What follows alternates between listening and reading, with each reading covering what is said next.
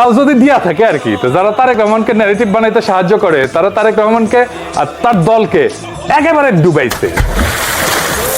বাংলাদেশের elite intelligent middle class এমনকি West, তারা এর মধ্যে তারেক রহমান আর বিএনপির ক্যাপাসিটি মাইপা ফেলছে, একেবারে মাইপা ফেলছে।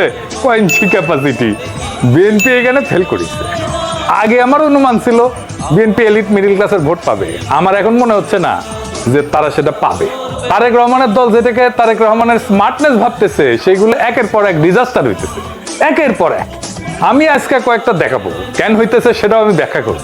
আর এই পেলানের রাজনীতি যে একেবারে অনাবশ্যক এবং ইমপ্লিমেন্ট করার যোগ্য না, সেটাও দেখাবো। এই পেলানের রাজনীতি যে একজন স্টেটসম্যানের কাজ না, এটাও আমি দেখাবো। আমি আলাদা আলাদা কইরা তাদের নির্বাচনী ইশতেহার নিয়ে এপিসোড বানানো বন্ধ করতেছি না।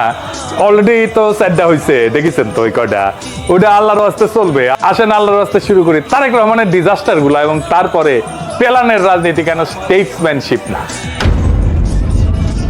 কি ছিলেন না উনি তো মাহফুজা নামে একটা বক্তব্য দিছিল। আচ্ছা, একটা ইন্টারেস্টিং কথা কই, মাহফুজা নাম মতিউর রহমান ছায়ানার উদিসি কি তাদের ভিকটিমহুড নিয়ে কান্নাকাটি করতেছে, আমাকে রে মারিছে, আগুন জ্বালে দিছে, করছে না। যারা কইছিল এরা দুনিয়া উল্টে দিবে সিকুর পাইরা, ওদের জিজ্ঞেস করেন জোকের মুখে কোন নুন পড়িছে। যাই হোক, ওটি মাহফুজা নাম কইতেছে পরিবেশের এত বিপর্যয় হয়েছে যা আমাদের ভূগর্ভস্থ পানির স্তর 80 থেকে 90 গজ নিচে চলে গেছে। এইখানে তারেক রহমান মাহফুজা নামকে থামায় বলতেছে না না না না 600 ফিট। শুনে আরেকটা হচ্ছে আমাদের আন্ডারগ্রাউন্ড ওয়াটার। জনাব তারেক রহমান সাহেব, আমরা কিন্তু আন্ডারগ্রাউন্ড ওয়াটার উত্তোলন করতে করতে, হ্যাঁ আমরা করেছি, এগ্রিকালচারে অনেক উন্নতি হয়েছে, কিন্তু গ্রাউন্ড ওয়াটার কিন্তু এখন প্রায় 80-90 মানে ইয়ার্ড নিচে চলে গেছে। হ্যাঁ, 600 ফিট। তো আপনি তো আমার চাইতে বেশি জানেন। So we have to address ইট। এবং এই সমস্ত ব্যাপারে আমরা স্বাধীন সাংবাদিকতা এবং আমি নিজে ডেইলি স্টার আপনাকে সর্বরকম সহযোগিতা করব। শুনেছেন তো মাহফুজানন্দ প্রভুপাদ এই নতুন প্রভুর কথা কেমনে আমোদ করে কইতেছে, আপনি আমার চেয়ে বেশি জানেন। আবার শুনেন, গ্রাউন্ড ওয়াটার কিন্তু এখন প্রায় 80-90 মানে ইয়ার্ড নিচে চলে গেছে। হ্যাঁ, 600 ফিট। তো আপনি তো আমার চাইতে বেশি জানেন। তার একটা চান্স পেয়েছে তো দিছে চাইতে। তারেক রহমান এত কনফিডেন্ট হয়ে কেমনে কইলো 600 ফিট নামিছে? এটা কি তার সাবজেক্ট? তার সাবজেক্ট তো না, তার সাবজেক্ট হইলো তার একবার দেখে নেওয়া উচিত। এটা তার তো যেটা ভুল, পানির স্তর 600 ফিট নামে নাই, কত ফিট নামিছে সেটা আইতে দেখি। আসেন,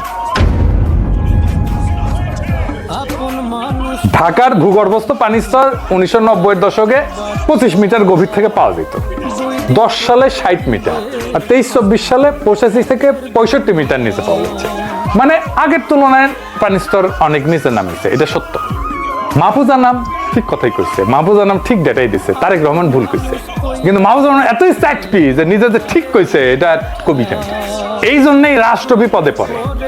তারেক রহমানের সামনে যায় কবে আপনি আমার চেয়ে বেশি বুঝেন, এটা কইলে যদি একটু সদয় হয় তারেক রহমান। কিন্তু আসলে ওই ঠিক কইছে। প্রত্যেক বছরই ঢাকার ভূগর্ভস্থ পানির স্তর 1 থেকে 3 মিটার নিচে নেমে যেতেছে। পানি উন্নয়ন বোর্ডের মতে 86 মিটার নামছে, এটা একদম ডেটা টেটা সব আছে।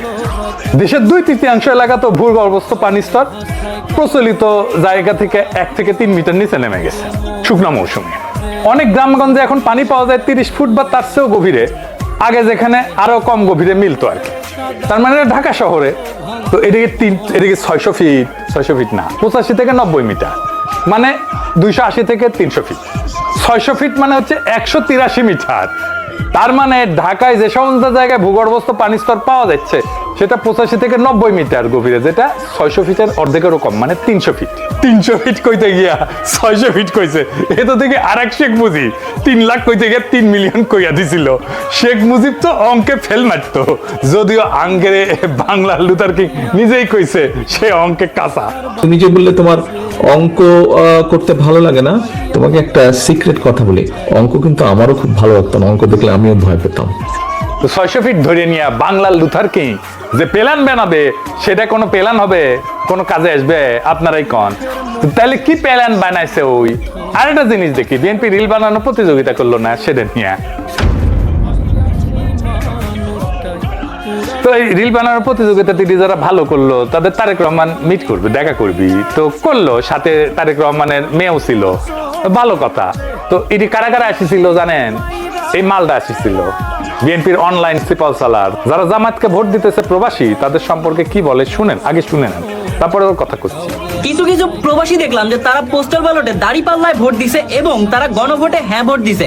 আবার সেই ভোট দেওয়ার ভিডিও তারা ধারণ করে আবার সোশ্যাল মিডিয়াতে আপলোড করছে। তা আমার কথা হচ্ছে যে তারা এত খুশি মনে হেসে খেলে সুন্দর করে যে ভিডিওটা বানায় সোশ্যাল মিডিয়াতে আপলোড করলো, তারা যে নিজের বউকে, যারা প্রবাসী এবং গাড়িপাল্লায় ভোট দিচ্ছেন, তারা যে নিজের বউকে জামাতের আমিরদের কাছে ইজারা দিচ্ছেন, এই বিষয়টা কি আপনাদের মাথায় আছে? শুনিছেন? এটা তারেক রহমান ডেকে নিয়ে গেছে, আবার কইছে তার কন্টেন্ট নাকি দেখে, তার মুখেই শুনে। আমার আজকের এক্সপেরিয়েন্সটা অনেক ভালো। যেমন চেয়ারম্যান স্যার ফার্স্টে এখানে ঢুকে যখন সবার সাথে ছিল, তখন উনি আমার সাথে হ্যান্ডশেক করার সময় বলছে যে I follow you a lot, that means a lot to me. কারণ চেয়ারম্যান স্যার এসে বলতেছে এমন একটা কথা, I was just hang on a moment, and তারপরে আমি স্যারে বলছি it's a great thing to me sir. মানে বুঝতেইছেন, আমি জাস্ট হ্যাং হয়ে গেছি চেয়ারম্যান স্যার যখন এমন একটা কথা বলছে। তার মানে সে যে ইতরামি করে সেটা তারেক রহমান জানে, যাই নাই তার মতো ইতরকে ডাকিছে, কনফার্ম করছে তার ইতরামি দেখে তারেক রহমান আর পছন্দ করে। তারেক রহমানের ইতরামি পছন্দ, ইতরদের পছন্দ, কারণ তারেক রহমান ইতরদের গডফাদার।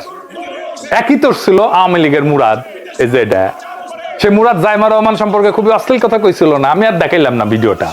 সেই মুরাদের মন্ত্রিত্ব গেছিল কিন্তু আওয়ামী লীগের আমলে, তার নমিনেশনও দেয় নাই পরে আওয়ামী লীগ।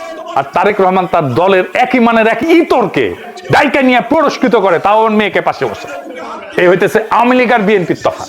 এই ব্যাপারে আওয়ামী লীগ বিএনপির চাইতে 1000 গুণ ভালো। সি সি সি তারেক রহমান সি। চান্দাবাজ ধান্দাবাজ এদের তো আশ্রয় দিতেছেনি, ইতরদের গডফাদার হইতে হবে আপনারে। যাই হোক, সেই রিল মেকারদের নিয়ে বৈশা তারেক রহমান বলতেছে দক্ষিণ কোরিয়া কন্টেন্ট মেক করে $12 বিলিয়ন আর্ন করেছে। শুনেন, আপনার জানা আছে সাউথ কোরিয়া খুব সম্ভব গত বছর কন্টেন্ট মেকিং থেকে কত আর্ন করেছে? $12 বিলিয়ন। শুধু আইটি কন্টেন্ট মেকিং থেকে $12 বিলিয়ন একটা সাবজেক্ট থেকে।